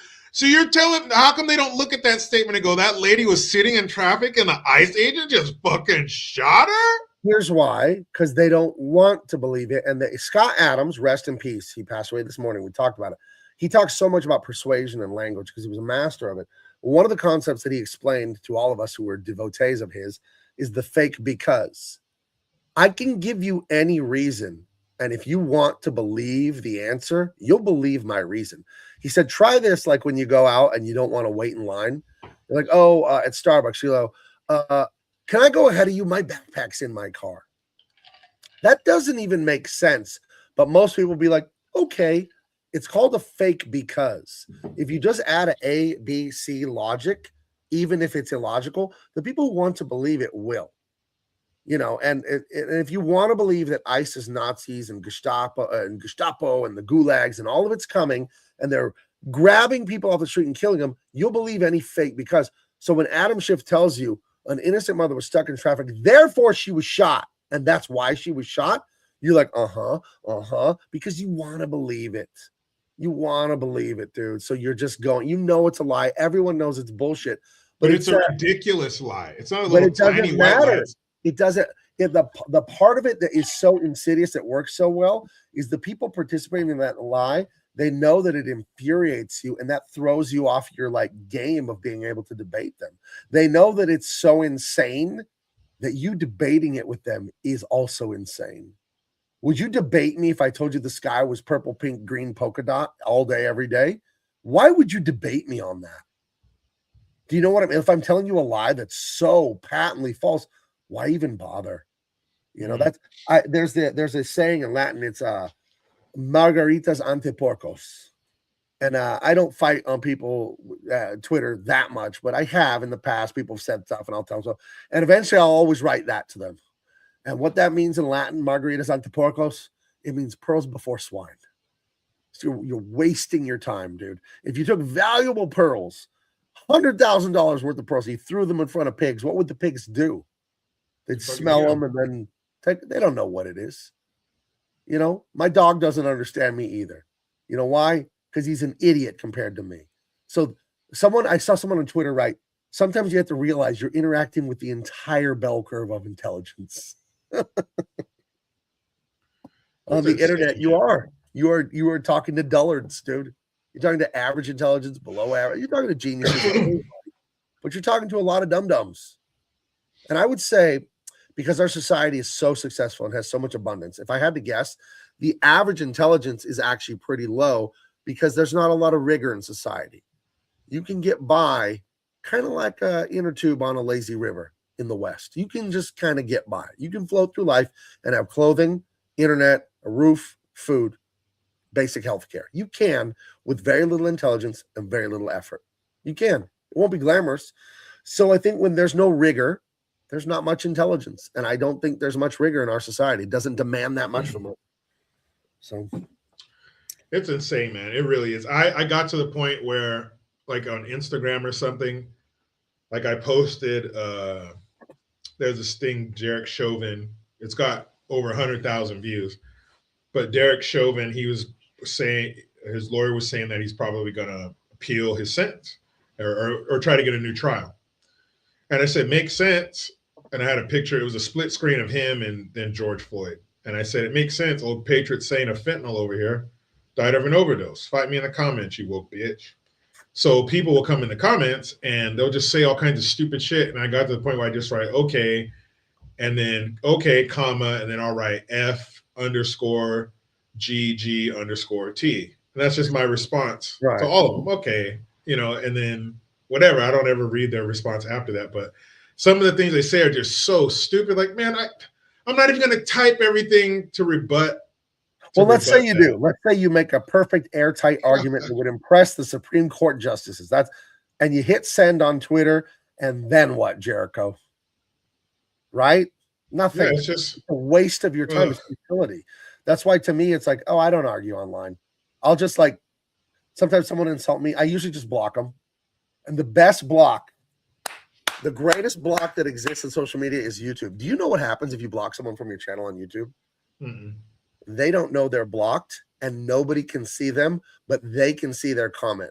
So people that hate me could be in the chat right now commenting and they see it going up and they think everyone can see it and no one can see it. They can leave comments on your posts and your videos and only they can see it. That is some grade A. That is so funny to me. I wish the other social medias would do that because they're just screaming into the void, these people. Yeah, that would be like just putting them in a room by themselves with a mirror. And everything they're saying, they're just saying it to Well, themselves. Occasionally I'll tweet something and there'll be a comment. It'll say like one comment and you click on it and you can't see the comment. It's like, oh, that's someone I blocked a long time ago. But I don't know. The internet's a weird place, man, because you're not talking to people and you would never be this mad or talk this way to people in real life for the most part, because their humanity is a foot away from you. But when it's a black screen with white letters on it, you're yelling at Twitter. You're not yelling at a human. It's like we weren't made for this, and it's very weird. It's very weird. But I wanted to talk about the dancing on the graves thing. Look at this shit here. So Scott Adams, one of my heroes, he passes away this morning, and this person writes this article here, People Magazine. They say, when OJ died, OJ Simpson dead at 76 from cancer, family announces. Scott Adams, disgraced Dilbert creator, dies at 68. Jeez. Why would you do that? Now, I don't think they should insult OJ either. Again, he did what he did. He may be this, that, or the other, but he has humanity. He is a human. God made him. And by the way, Jericho, if you're wondering, the person that hated Scott Adams wrote the article about him. This is the person that hated Scott Adams. I have to tell you, if one would be not at all and 100 would be shocked, when I saw this picture, negative 4,000. Dude, she looks like she would write an article like that. Yes. She looks like all she knows about him was either told to her or what she looked up through other people that feel like her. She's probably never read his comic strip. She doesn't look old enough to have been young enough to have read his comic strip and enjoyed it as a child. So, of course, and she knows nothing about the things that he's done. She probably knows nothing. She, like I said, knows nothing about how it felt to enjoy his artwork or his comic strips or read his books or anything like that. She's just coming from it half informed or not informed at all, just pure, somebody put a battery in her back. This is how you're supposed to feel about this guy. Yeah, well, he doesn't agree with Wagner, so he's a bigot. You know. But that's just, she's coming at it with fake outrage. You're not really mad at him. You're mad because somebody told you to be mad. Right. That's like somebody, well, I don't like that person, so I don't want you to like them either. Instead of saying you have your own experience with them, I have my own. If you don't like them, that's cool. But if I choose to like them, I'm not going to not like them because you don't. That's childish and stupid. I don't know if you experienced this because you didn't work in like the entertainment business for the companies like I have. But even in comic books, because I know it goes on in movies and TVs way worse. Even in comic books, back in the woke era, like, 2015, 16, 17, 18, like the height of wokeness. If you liked the wrong tweet, if you were following the wrong person on Twitter or whatever, I hid some of the YouTube channels I watch, and then I realized you could make your subscriptions private and all that because I didn't want to get into it. And then you start losing work from Warner Brothers. Oh, we don't have anything for you coming up after Superman. And oh, yeah, hit us up in 6 months. After, 15 years of working there, all of a sudden they're not going to have work for a person, right?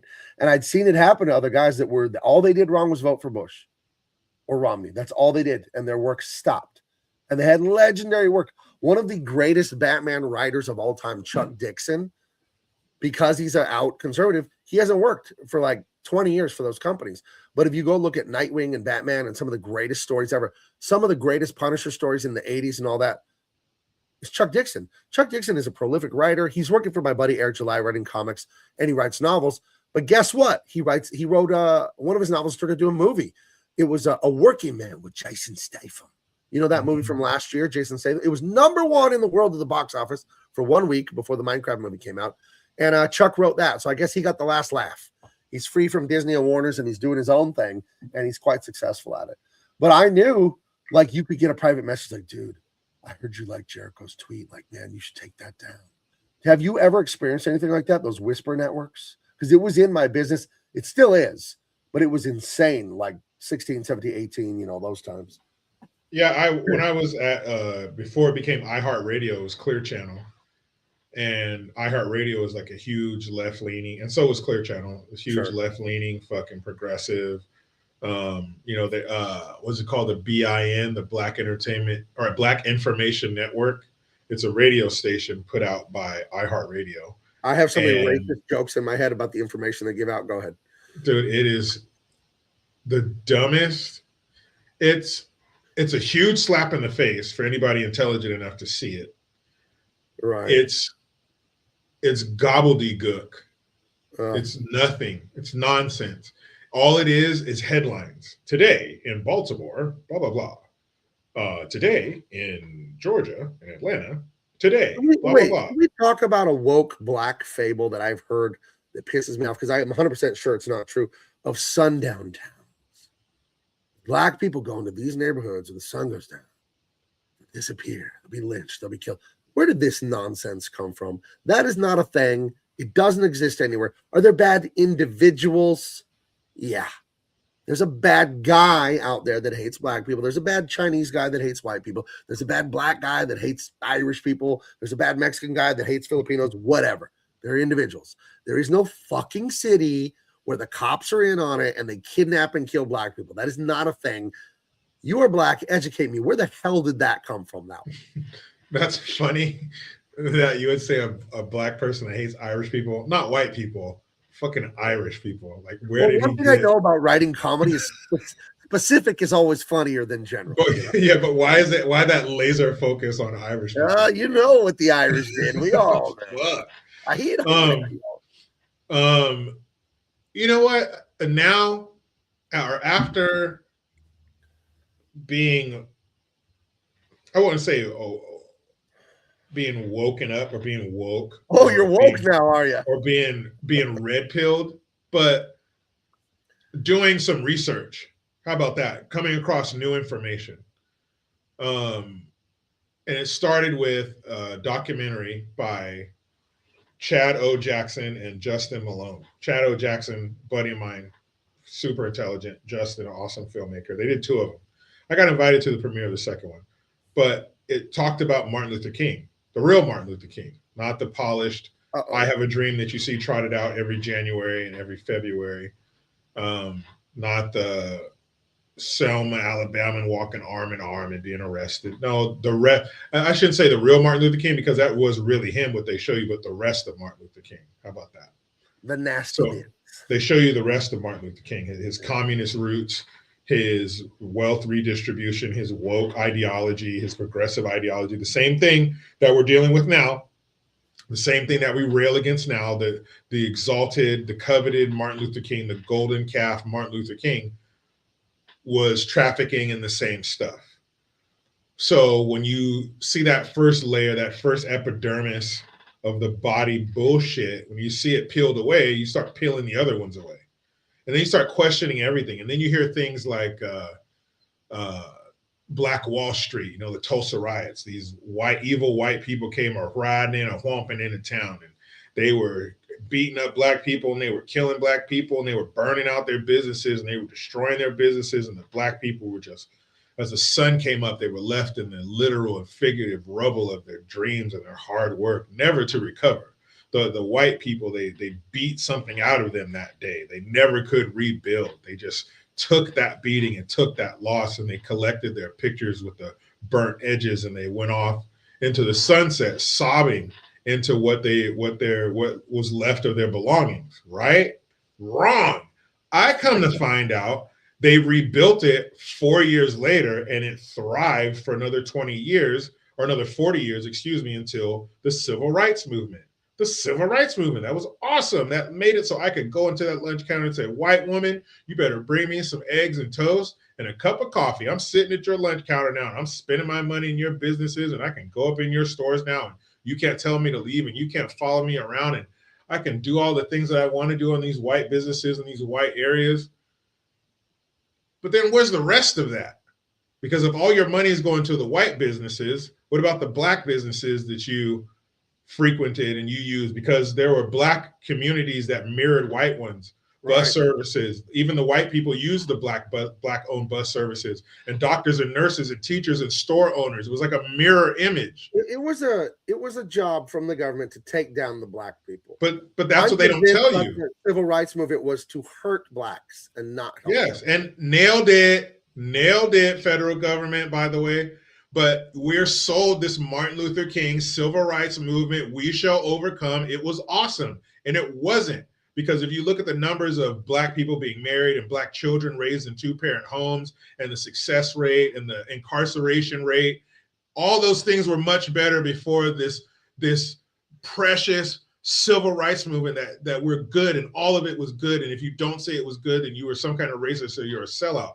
But come to find out, all this is bullshit. Rosa Parks, that poor black lady with her sore feet and her tired back, she sat in the front of the bus.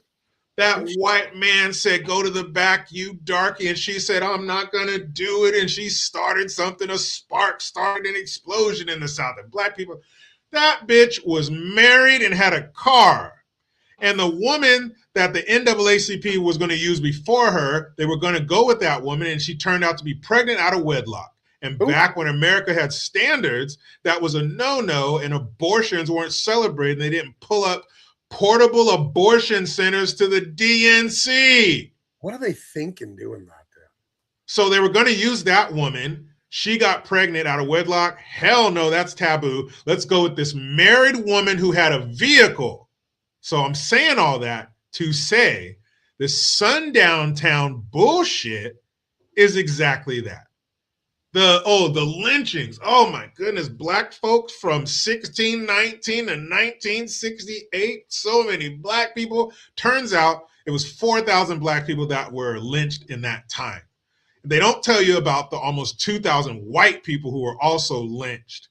And they also don't tell you that black people kill other black people at almost 8,000 a year. So that shit's all over that 4,000 in that few hundred year span. But they're not telling you the whole fucking story. So I have my dad's side of the family's from Mississippi. That's where they made slavery, right? Jackson, Mississippi. The words are hot coming out of my mouth. Okay? Mississippi. I got my stepdad who raised me. He was from Okotosa, Oklahoma.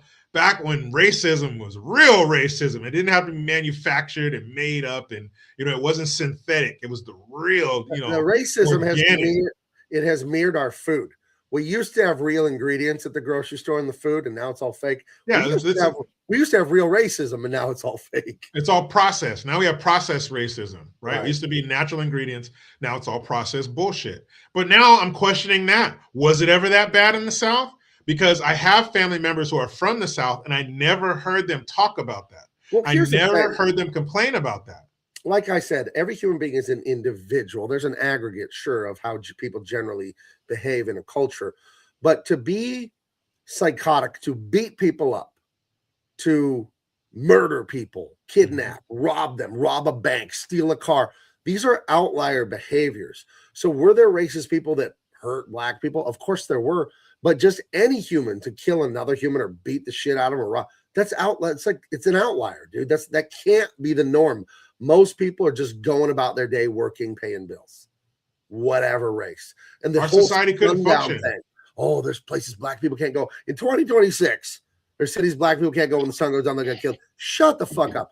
If I go to ATM late at night, I don't worry. I'm a big guy. I'm 6'4". But you know what? I wouldn't want to be at an ATM and there are like 4 guys behind me. And I wouldn't care if they were black, Irish, Chinese, Filipino, whatever. I don't need a bunch of young men near me when I'm at the ATM at night. It's just the fact that they're men. And I'm one man and they are plural. But it depends. It also depends on what type of men are these. Are these 4 men standing around in suits talking about Bitcoin stocks? Right. Or are these 4 ne'er-do-wells with tattoos and shit in their pants hanging around their ass? And it doesn't matter what color they are. No. If that's what you look like, I don't want you around me when I'm extracting money from a machine. Are you fucking kidding me?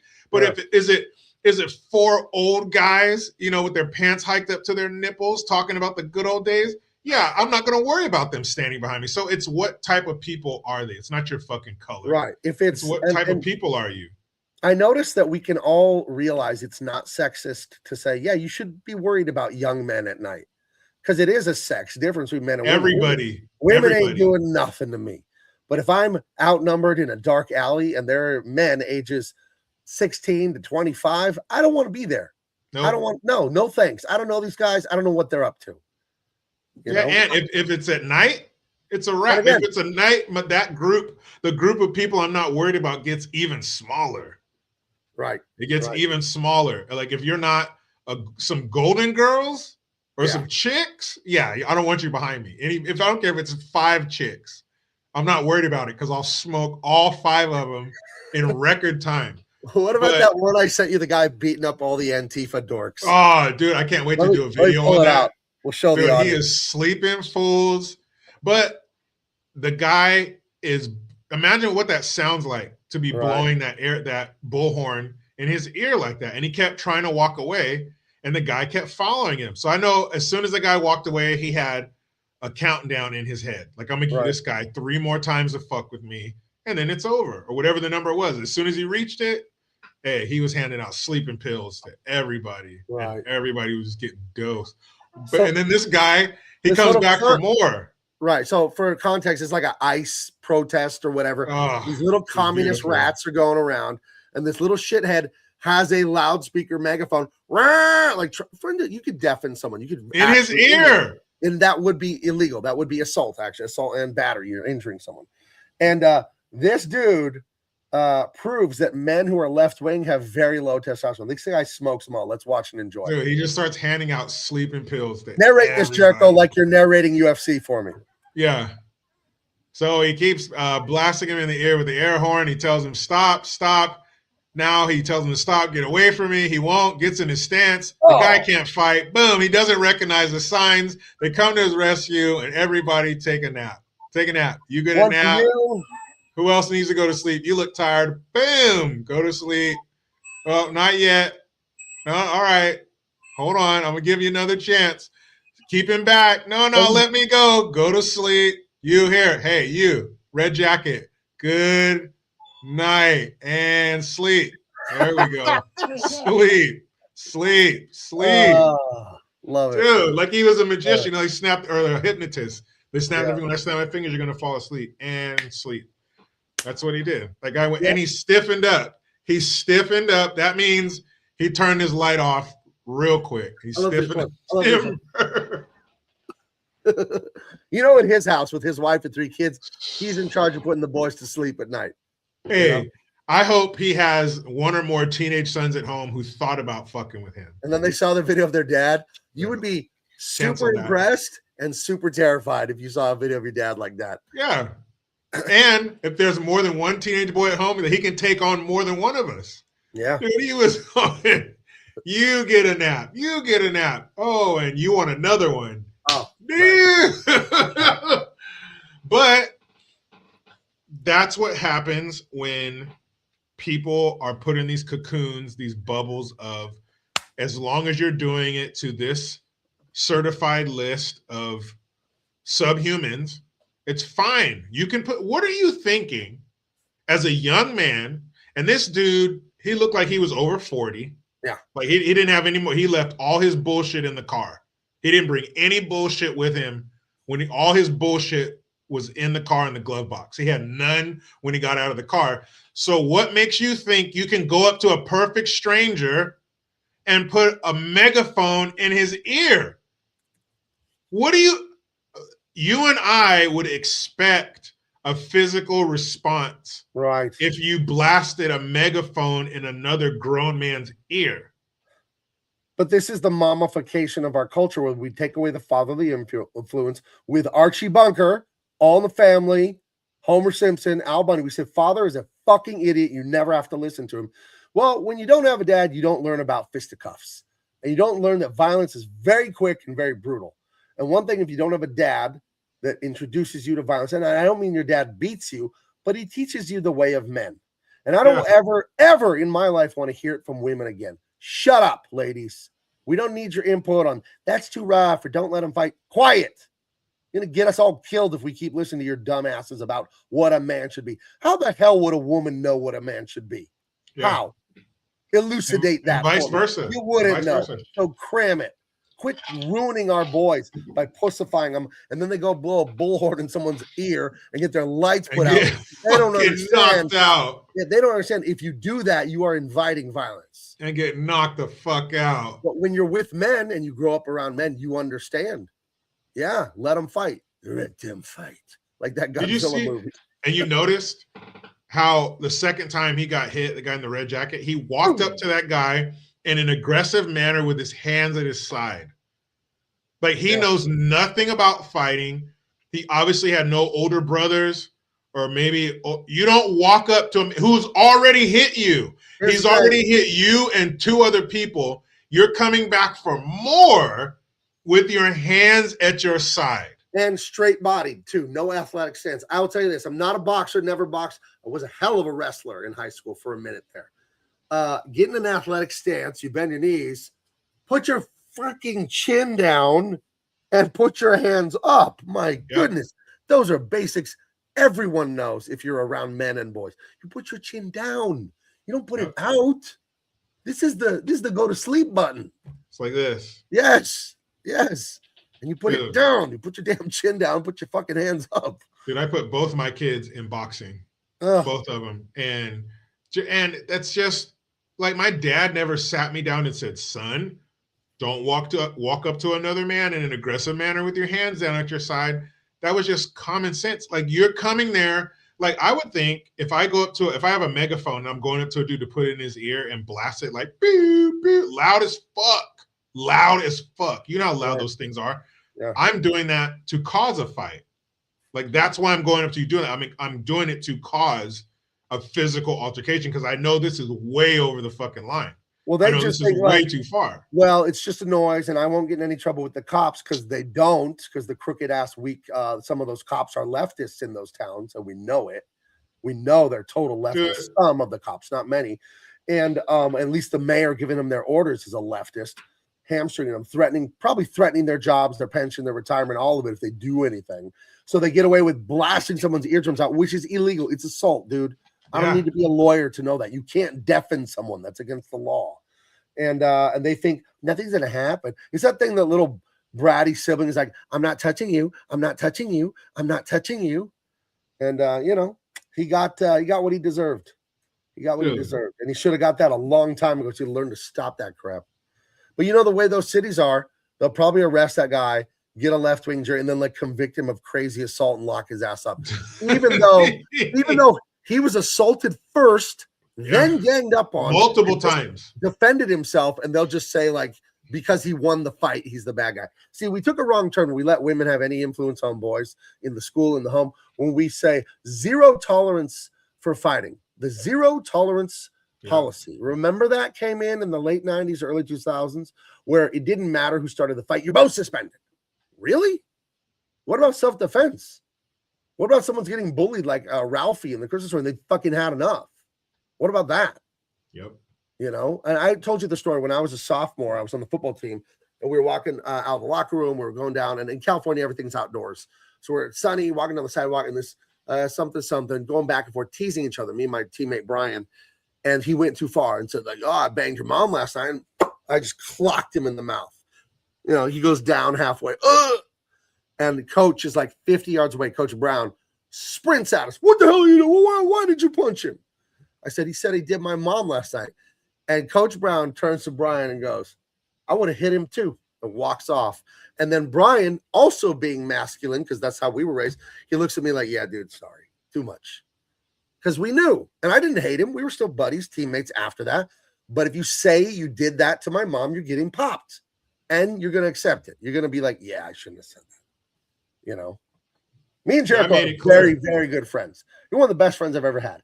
If I said I did something to your mother, you would punch me, and I would understand that I had that coming. And vice versa. Like, duh. Why would I say that? Unless I wanted to fight you, I guess. You know. Yeah, I made it clear to both my kids, if you fight, you know, if it's legitimate, you're defending yourself. I was like, don't worry about getting in trouble at home.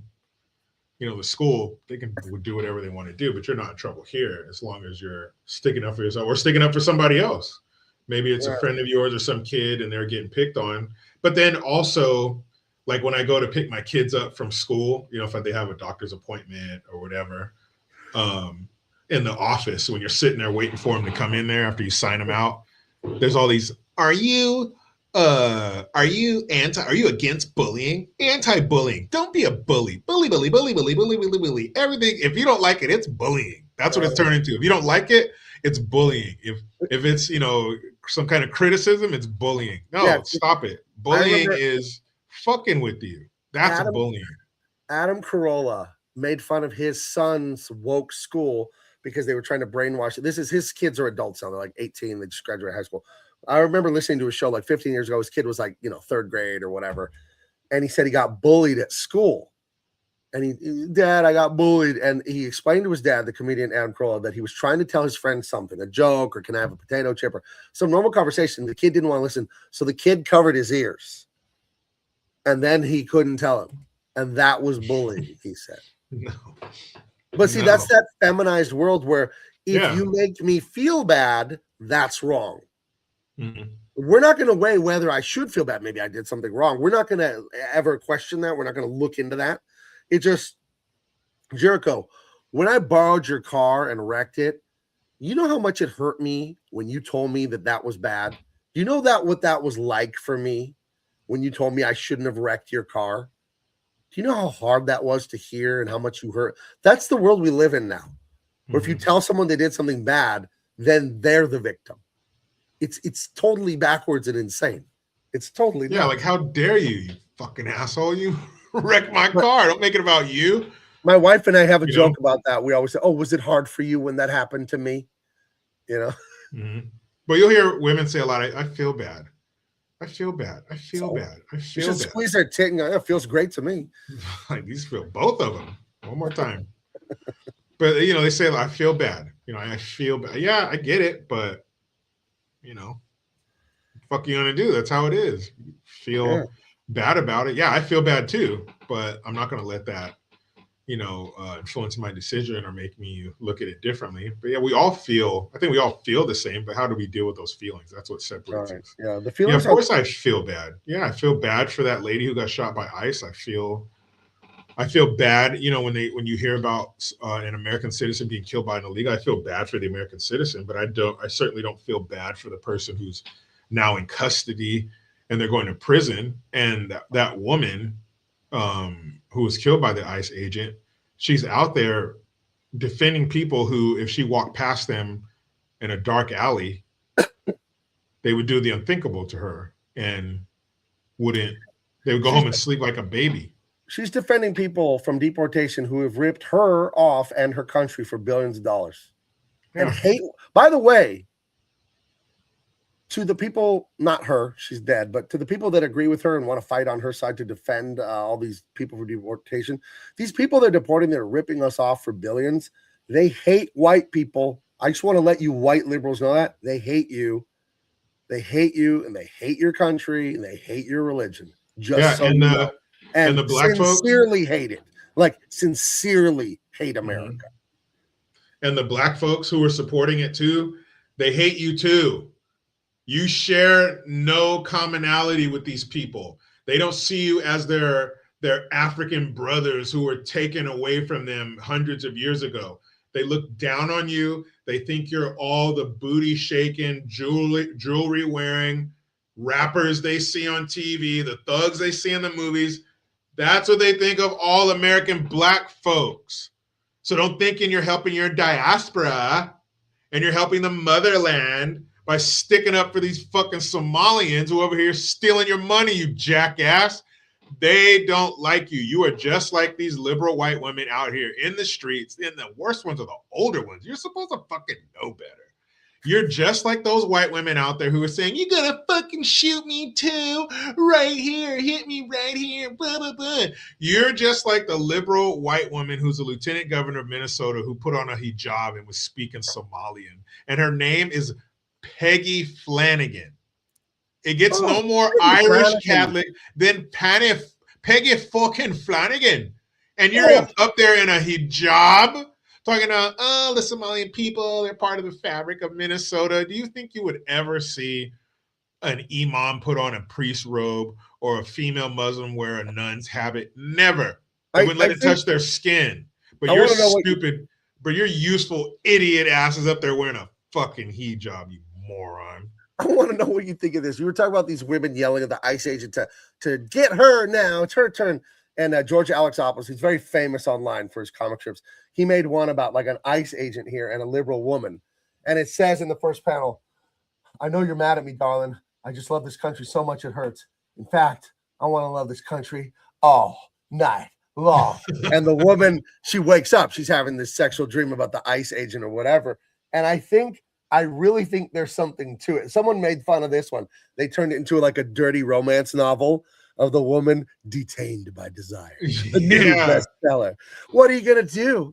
Are you going to handcuff me and restrain me? Are you going to hold me down because I'm out of control? Are you going to assert your authority over my body? Like, I think these liberal women, the liberal men are so pussified. They have no testosterone. They give off zero fuck power. If I could be crude, the liberal men have zero fuck power and the women know it. And they want the conservative men. They want to, this is adult talk here. They want to be manhandled in a good way. And the liberal guys aren't up to the job, dude. They're not. Yeah. They want a guy who's like 6'3", fucking works out, but he's like 40 to 45, got some gray hair, has a fucking We the People tattoo on his forearm, maybe an American flag with like fucking, the wreckage of 9/11, the Twin Towers, tattoo on him. Maybe ex-military, just the total conservative, red-blooded, fucking ribeye steak eating, truck driving, country music motherfucker, two-way all day, son of a bitch. A guy like that, he has a bunch of guns and shit and he hunts. They want that guy to fucking twist their hair around his fist and fucking blow their back out and leave their fucking it just makes me laugh. Our current Secretary of Defense, he's not a slob, and he's he looks like he's in the army. He's got tattoos. He's works out. You can tell.